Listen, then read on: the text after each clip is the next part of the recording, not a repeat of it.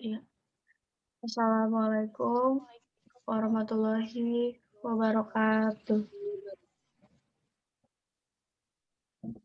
Kita dari kelompok 4, hari ini akan membahas tentang aset tetap, sumber sumber daya alam, dan aset tak berwujud. Nama saya Faiza Zarani. Nama saya Dararti Pramesti. Nama saya Fitriana Dewi. Nama saya Dea Adlia. Yang pertama ada aset tetap atau plan aset.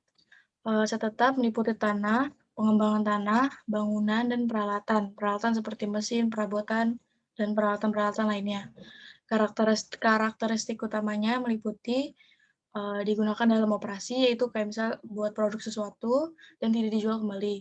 Yang kedua, sifatnya jangka panjang dan biasanya didepresiasikan, biasanya depresiasinya itu per tahun. Yang ketiga, memiliki substansi fisik. Ini ada contoh aset tetap dari perusahaan-perusahaan besar. Pertama ada HKG atau Cathay Pacific Airlines, 58%, Wendy's 70%, Walmart 56%, Carrefour 29%, Hitachi 25%, dan Microsoft 7%. Lalu ada penentuan harga perolehan aset tetap. Yang pertama itu tanah. Meliputi seluruh biaya untuk mendapatkan tanah sampai tanah tersebut siap untuk digunakan. Biaya tersebut khususnya meliputi harga beli tanah, biaya penutupan seperti fee pengacara, komisi broker real estate, biaya meratakan tanah, pengisian, pengeringan, dan pembersihan. Yang kelima, asumsi hak gadai, hipotek. Hipotek itu utang atau sitaan atas properti. Lalu ada ilustrasinya. Asumsikan Hayes Manufacturing Company mengakuisisi real estate secara tunai sebesar $100.000. Properti ini terdiri dari gudang tua yang diratakan dengan biaya bersih sebesar $6.000. Biayanya sebesar $7.500 dikurangi $1.500, jadinya $6.000. Itu merupakan hasil sisa material. Pengeluaran tambahan yaitu fee pengacara sebesar $1.000 dan komisi broker real estate sebesar $8.000. Harga perolehan tanah sebesar $115. Dihitung sebagai berikut. Tadi kan tanahnya harganya $100.000. Terus biaya pemindahan gudang $6.000 dari $7.500 dikurang $1.500. Terus fee pengacaranya $1.000 sama komisi broker real estate-nya $8.000. Jadi totalnya semuanya $115.000. Terus biaya jurnalnya debita tanah $115.000 dan kasnya dikredit $115.000. Lalu yang kedua ada penentuan harga perolehan aset tetap pengembangan tanah. Semua pengeluaran yang dilakukan untuk membuat pengembangan dan siap untuk penggunaan yang dimaksudkan harga beli. Yang pertama, jalan masuk, tempat parkir, pagar, landscape, dan penyiram bawah tanah. Yang kedua, umur ekonomi terbatas. Yang ketiga, beban atau depresiasi, biaya pengembangan tanah selama masa manfaat. Yang ketiga ada gedung. Itu seluruh biaya yang berhubungan langsung dengan pembelian atau konstruksi biaya pembelian. Yang pertama itu harga pembelian, harga pembelian, biaya penutupan, dan komisi broker real estate. Yang kedua, renovasi dan penggantian atau perbaikan atap, lantai, kabel listrik, dan pipa. Terus ada biaya konstruksinya, yaitu harga kontrak ditambah pembayaran untuk fee arsitek, izin bangunan, dan biaya panggilan. Yang keempat ada peralatan. Itu seluruh biaya yang terjadi untuk memperoleh peralatan dan membuatnya siap untuk penggunaan yang dimaksudkan. Jalan masuk, tempat parkir, pagar, landscape, dan penyiram bawah tanah. Biaya biasanya meliputi peralatan, harga pembelian, pajak penjualan, biaya pengiriman dan penanganan, asuransi peralatan selama transit, biaya perakitan dan instalasi, yang keenam biaya pelaksanaan uji coba. Lalu ada ilustrasi. Asumsikan Merton Company membeli mesin pabrik secara tunai sebesar $50.000.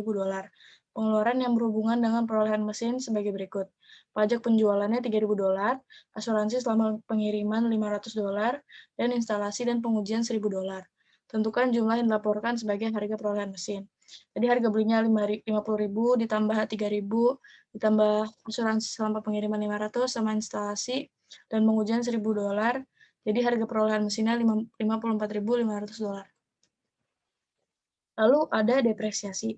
Depresiasi adalah proses pengalokasian harga perolehan aset berwujud menjadi beban dalam cara yang sistematik dan rasional pada periode yang telah diperkirakan dari manfaat sampai dengan penggunaan aset. Yang pertama itu proses pengalokasian biaya bukan penilaian aset. Yang kedua diaplikasikan untuk pengembangan tanah, bangunan, dan peralatan tidak tanah. Yang ketiga dapat didepresiasikan karena kemampuan menghasilkan pendapatan dari aset akan menurun selama masa ekonomis aset. Ini ada faktor dalam perhitungan depresiasi. Pertama itu harga perolehan. Terus yang kedua itu masa manfaatnya. Yang ketiga itu nilai residu. Lalu ada faktor dalam perhitungan depresiasi. Itu yang pertama harga perolehan atau cost, itu seluruh biaya yang terjadi untuk memperoleh peralatan dan membuatnya siap untuk penggunaan yang dimaksudkan. Yang kedua, umur ekonomis atau masa manfaat atau useful life, estimasi masa manfaat yang diperkirakan berdasarkan kebutuhan untuk perbaikan masa pelayanan dan kerentanan untuk kadaluarsa. Yang ketiga, nilai residu atau residual value, itu estimasi nilai aset pada akhir umur ekonomisnya. Nah, ini ada metode depresiasi, tujuannya untuk memilih metode terbaik yang mengukur kontribusi aset ke pendapatannya selama umur ekonomis. Contohnya itu metode garis lurus, metode unit aktivitas, sama metode saldo menurun. Metode garis lurus merupakan perhitungan penyusutan terhadap aset tetap yang menghasilkan jumlah beban penyusutan yang sama selama masa kegunaan aset tersebut. Rumusnya itu cost dikurang residual value sama dengan depreciable cost. Depreciable cost dibagi useful life sama dengan annual depreciation expense. Lalu next.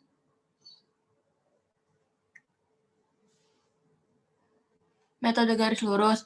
Pada tahun 2011 sampai 2015, biaya yang dapat didepresiasikan 12.000 dan tarifnya 20, beban depresiasi setiap tahunnya 2.400.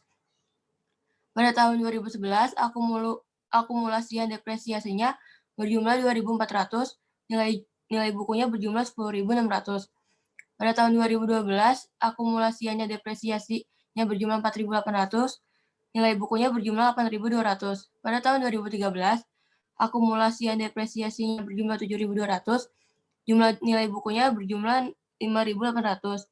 Pada tahun 2014, akumulasian depresiasinya berjumlah 9.600 dan nilai bukunya berjumlah 3.400.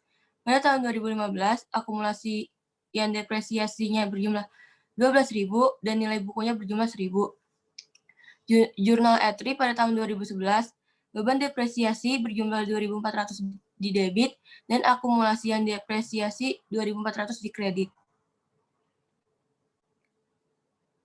Next.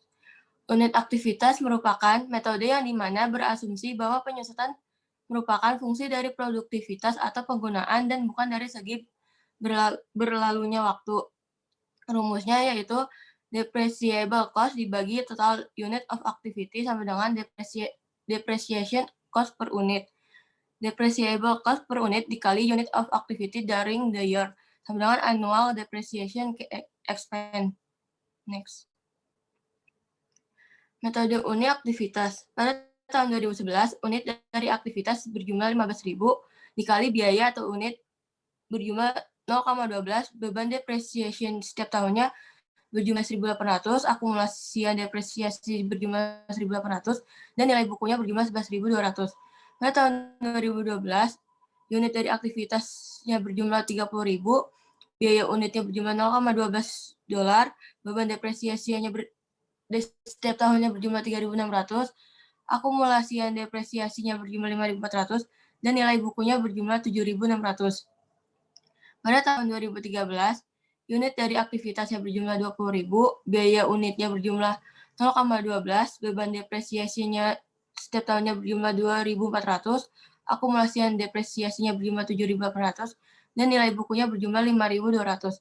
Pada tahun 2014, unit dari aktivitasnya berjumlah 25.000, biaya unitnya berjumlah $0,12, beban depresiasinya setiap tahun berjumlah 3.000, akumulasian depresiasinya berjumlah 10.800, dan nilai bukunya berjumlah 2.200. Pada tahun 2015, unit dari aktivitas berjumlah 10.000, biaya unitnya 0,12, beban depresiasinya setiap tahunnya 1.200, akumulasian depresiasinya berjumlah 12.000, dan nilai bukunya berjumlah 1.000. Jurnal entry-nya, beban depresiasinya 1.800 di debit, dan akumulasian depresiasinya 1.800 di kredit. Next. Saldo menurun merupakan metode penyusutan dipercepat yang menerapkan tingkat depresiasi konstan pada nilai buku yang menurun. Rumusnya yaitu nilai buku awal tahun dikali tarif saldo menurun sama dengan beban depresiasi tahunan. Next.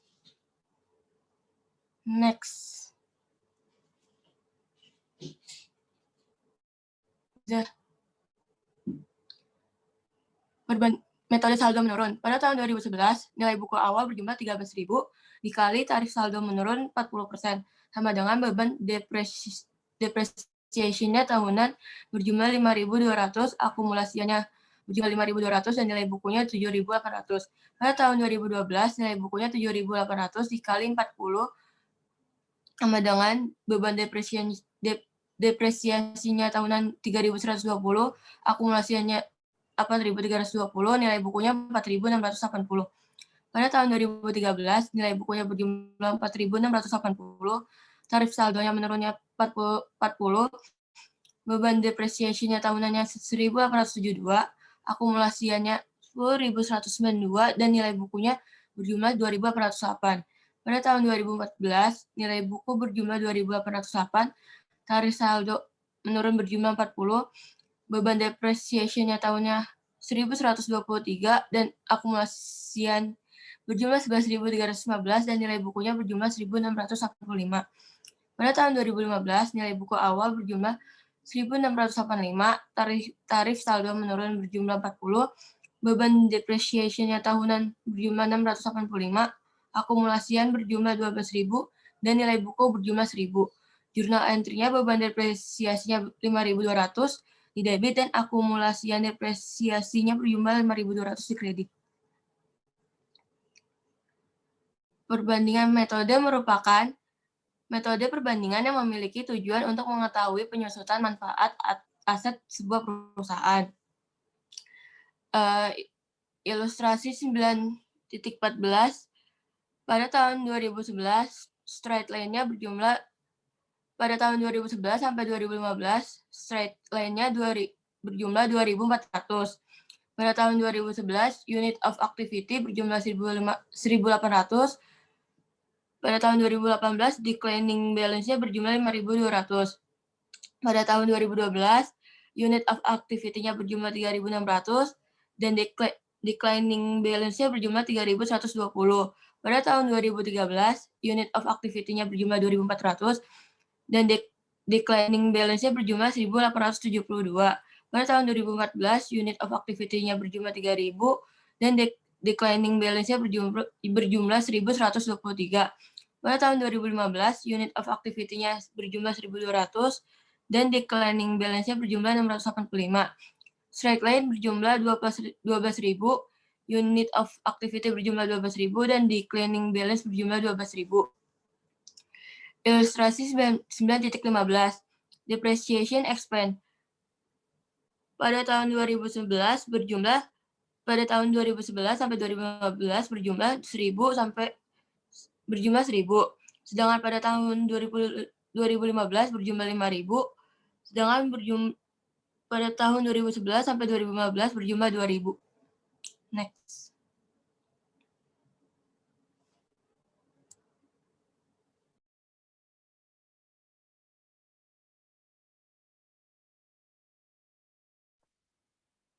Selanjutnya ada revisi penyusutan bersama. Penyusutan merupakan salah satu contoh penggunaan estimasi dalam proses akuntansi. Manajemen harus segera secara berkala meninjau biaya penyusutan tahunan. Jika kehausan atau keusangan menunjukkan bahwa perkiraan penyusutan tahunan tidak memadai atau berlebihan, perusahaan harus mengubah jumlah biaya penyusutan.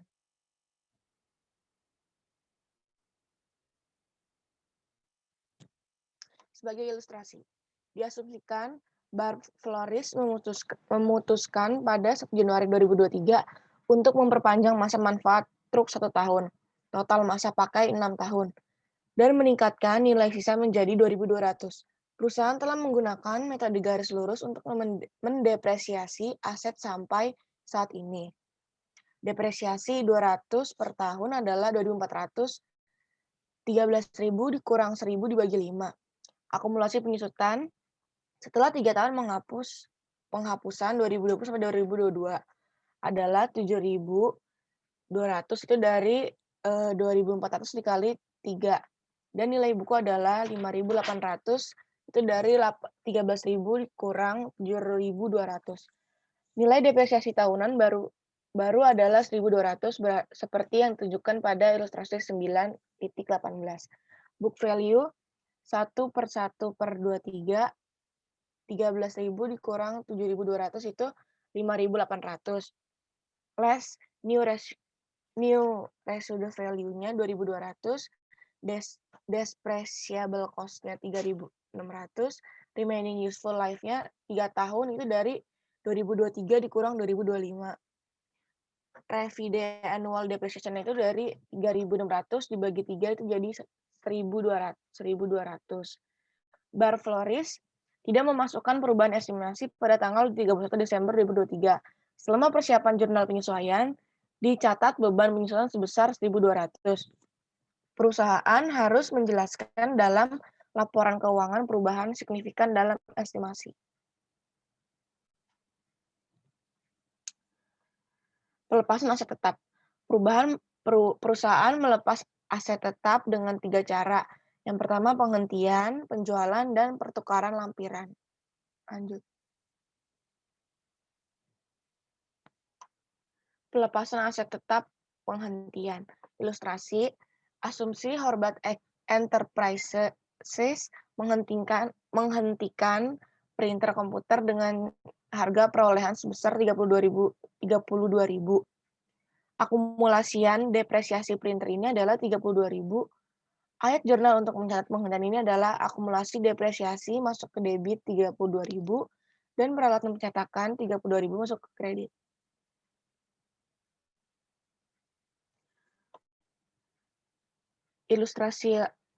Ilustrasi asumsi Sunset Company membuat peralatan pengirimannya yang memiliki harga perolehan sebesar 18.000 dan memiliki akumulasian depresiasi sebesar 14.000.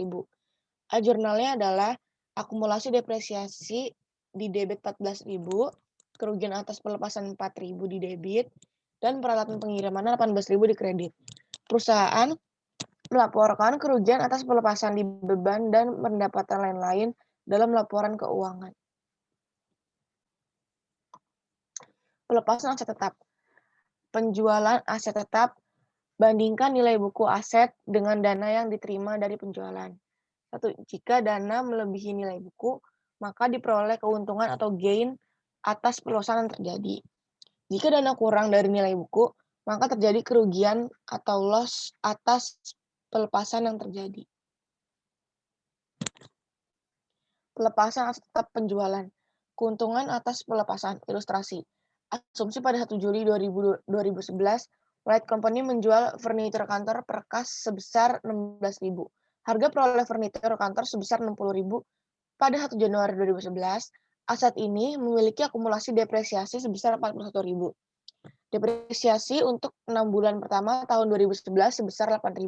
Siapkan ayat jurnal untuk mencatat depresiasi sampai tanggal penjualan. Jurnalnya beban depresiasi di debit 8.000, akumulasi depresiasi di kredit 8.000. Lanjut. Pelepasan aset tetap penjualan. Ilustrasi 9.20 perhitungan keuntungan atas pelepasan. Harga perolehan furnitur kantor 60.000 dikurangi akumulasi depresiasi 41.000 ditambah 8.000 itu jadi 49.000 dikurang itu menjadi nilai buku pada tanggal pelepasan 11.000. Dana yang diterima dari penjualan 16.000, keuntungan dari pelepasan atau gain-nya jadi 5.000. Ilustrasi. Wright mencatat sebagai berikut. Juli tanggal 1, kas 16.000 masuk di debit, akumulasi depresiasi kas masuk di debit 49.000. Peralatan kantor di kredit 60.000, keuntungan pelepasan di kredit 5.000. Kerugian pelepasan. Ilustrasi. Asumsi bahwa Fred tidak menjual furnitur kantor sebesar 16.000 tapi sebesar 9.000. Harga perolehan furnitur kantor 60.000 dikurangi akumulasi depresiasi 41.000 ditambah 8.000 jadi 49.000. Nilai buku pada tanggal pelepasan 11.000. Dana yang diterima dari penjualan 9.000. Kerugian dari pelepasan atau loss menjadi 2.000. Juli tanggal 1, kas di debit 9.000, akumulasi depresiasi di debit 49.000, peralatan kantor 60.000, kerugian pelepasan 5.000 di kredit. Sumber daya alam. Sumber daya alam terdiri dari pepohonan yang tumbuh dan sumber daya yang diambil dari tanah atau bumi seperti minyak, gas, dan mineral. Pepohonan yang tumbuh dipertimbangkan sebagai aset biologik berdasarkan IFRS. Dalam tahun sebelumnya, mereka menghasilkan nilai aset biologik yang dicatat disesuaikan ke nilai wajar pada setiap periode. IFRS mendefinisikan industri ekstraktif seperti bisnis-bisnis yang terlibat dalam menemukan dan mengambil sumber daya alam yang terletak atau dekat kerak bumi. Harga perolehan. Harga yang dibutuhkan untuk memperoleh sumber daya dan mempersiapkannya untuk digunakan. Depresi itu alokasi harga perolehan menjadi beban dalam cara yang rasional dan sistematis selama masa manfaatnya sumber daya itu. Depresiasi di sumber daya alam dengan depresiasi di aset tetap. Perusahaan umumnya menggunakan metode unit aktivitas. Depresi umumnya menggunakan fungsi unit yang diekstrak.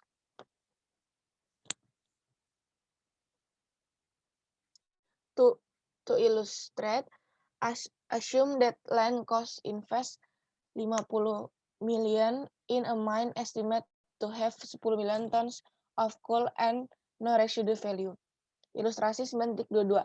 Show the computation of the depletion cost per unit. Total cost dikurang residual value dibagi total estimate unit available sama dengan depreciation cost per unit. Jadi 50.000 dibagi 10.000 sama dengan 5.000 per ton. If land extract 250 tons in the first year, then the depreciation for the year is 250. Itu 1.250.000 itu dari 250.000 dikali 5. It's record the depreciation as follow. Inventory call-nya 1.250.000 di debit, akumulatif depreciation-nya 1.250.000 di kredit.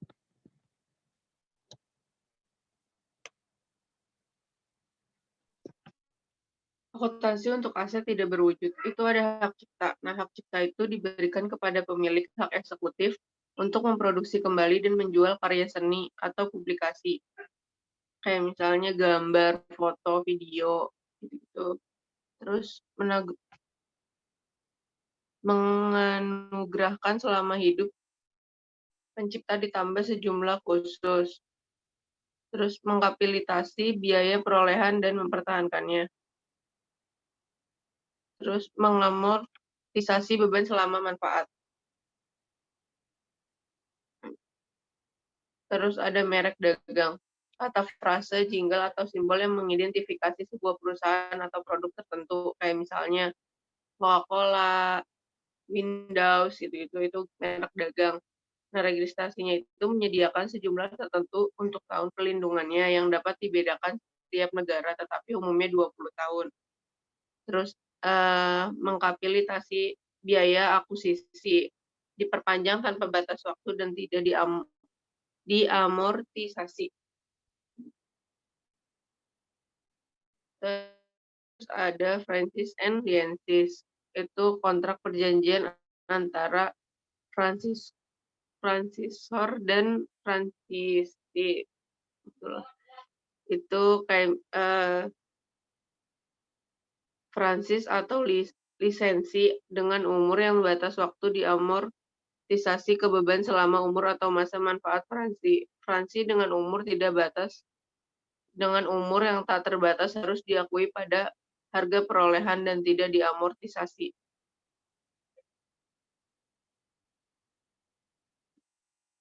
Goodwill. Goodwill itu termasuk manajemen yang luar biasa, lokasi yang diinginkan, hubungannya dengan pelanggan yang baik, karyawan yang terampil, produk berkualitas tinggi, dan lain-lain. Nah, goodwill itu tidak hanya dicatat pada seluruh bisnis dibeli. Nah, goodwill itu dicatat sebagai kelebihan dari harga pembelian atas nilai wajar aset bersih yang diakuisisi yang dapat diidentifikasi.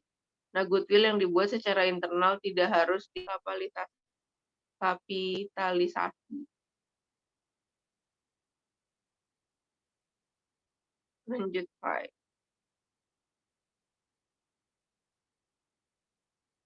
Biaya penelitian dan biaya pengembangan sering menghasilkan suatu yang paten atau hak cipta perusahaan seperti produk baru, proses ide, formula, komposisi kerja yang diubah. Nah, biaya dalam fase penelitian biaya fase penelitian selalu dibebankan pada saat terjadinya. Nah, biaya dalam fase pengembangan beban sampai kriteria tertentu dipenuhi, terutama bahwa kelayakan teknologisnya tercapai. Lanjut, Pak. Pertukaran aset tetap. Biasanya perusahaan mencatat keuntungan atau kerugian atas pertukaran aset tetap. Alasan untuk pengakuan keuntungan atau kerugian adalah bahwa banyak pertukaran yang memiliki substansi komersial. Nah, pertukaran memiliki substansi komersial jika arus kas masa yang akan datang berubah sebagai hasil dari pertukaran.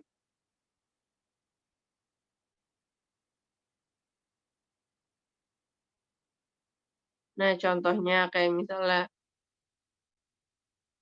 benar, Rolandco menukar truk lama dengan harga perolehannya 64 dikurangi 22.000 diakumulasikan depresiasi ditambah kasnya 17.000 untuk semi truk baru. Truk lama memiliki nilai wajar sebesar 26.000. Nah, perlakuan kerugian. Jadi truk nilai wajar truk lamanya kan 26.000. Terus kas yang dibayarkan 17.000. Jadi untuk memperoleh truk baru memerlukan 43.000. Habis itu harga perolehan truk lamanya 64.000 dikurangin sama akumulasi depresiasinya 22.000, nilai bukunya 42.000. Jadi nilai truk wajar lamanya 26.000, kerugian atas pelepasannya ada 16.000.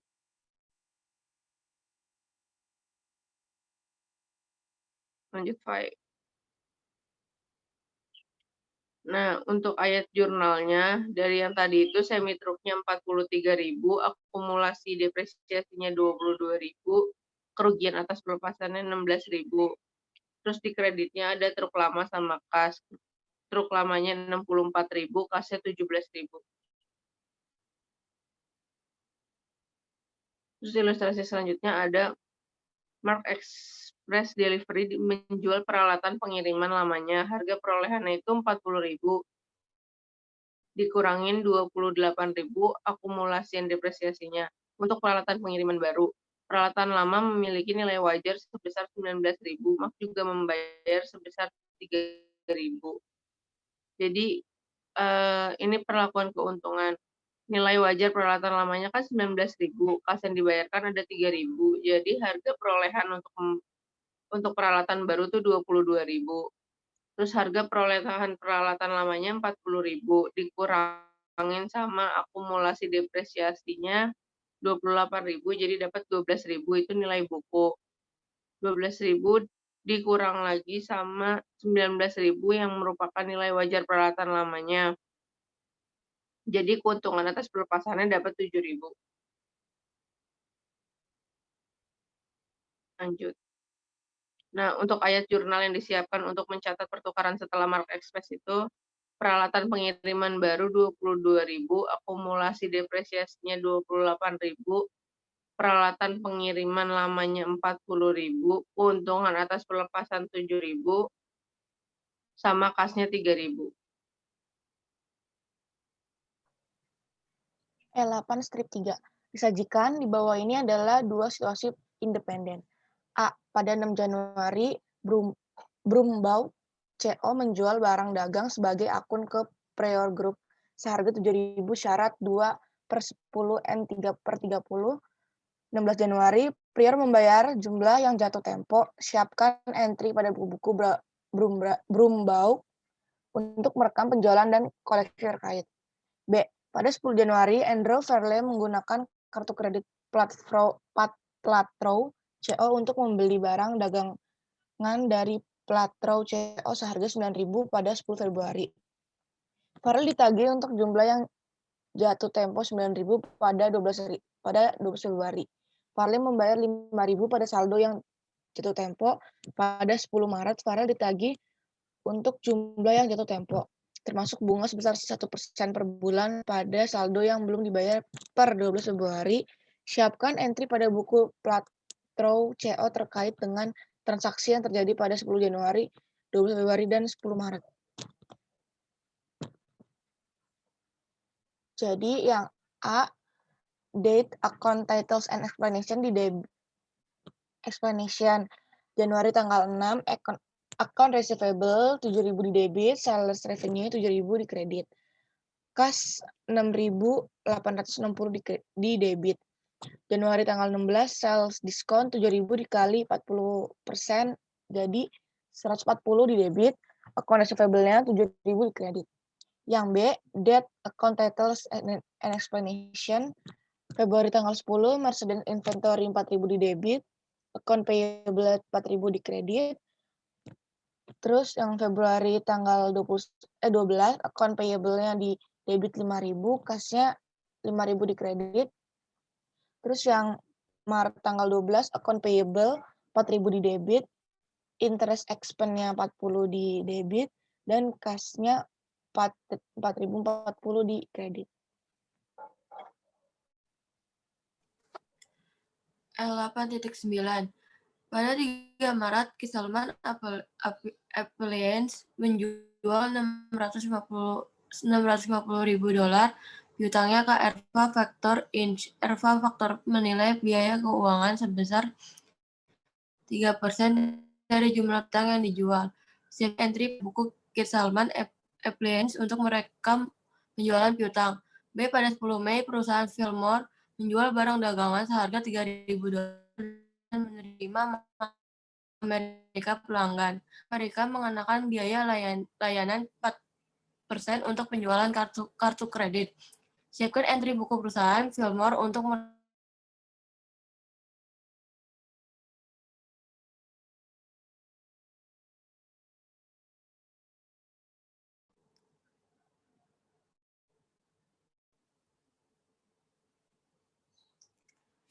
A.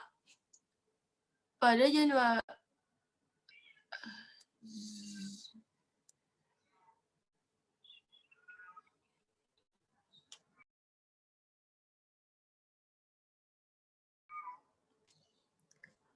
pada tanggal 3 Maret, cash ARC berjumlah 630.500 di debit, service charger expense 3% dikali 650.000 berjumlah 19.500 di debit, to account receivable berjumlah 650.000 di kredit. Pada tanggal 10 Mei, cash ARC-nya berjumlah 2.880 di debit, service chargers expense-nya berjumlah 120, jadi 4% dikali 3.000. To sell revenue berjumlah 3.000 di kredit. Terus ada L8.17. Nah, Laskova A atau S memiliki piutang sebesar 100.000 euro pada tanggal 1 Januari 2020. Yang mempengaruhi piutang usaha selama tahun 2020 adalah penjualan kredit bersih sebesar 1 juta euro, kas sebesar 920 euro, dan akun yang dihapuskan dari itu dan akun yang dihapus itu ada 30.000 euro. Nah, instruksinya itu yang A menghitung saldo akhir piutang, yang B menghitung perputaran piutang untuk tahun 2020, dan yang C menghitung periode pengumpulan rata-rata dalam berapa hari. Jadi yang A itu saldo akhir piutangnya itu ada piutang awal 100.000 euro, penjualan kredit bersih 1 juta euro.